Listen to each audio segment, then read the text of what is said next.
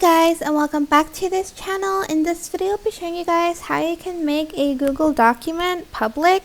So I'm just going to select this. You can also do it, actually you do have to select the document first, so open it and you are going to select share here, and you are going to then select this bit right here and choose anyone with the link, and here you're also going to go to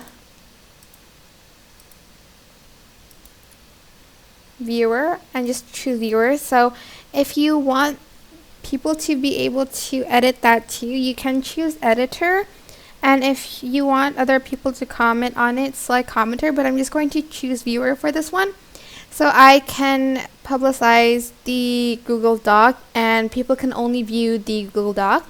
So copy link and you share it, and it's going to be, well, public, and people can access your documents if they have the link, and anyone with the link can access the Google Doc. And I think like it's just like public, like the Google Docs now, so it's not restricted, and that's basically it really.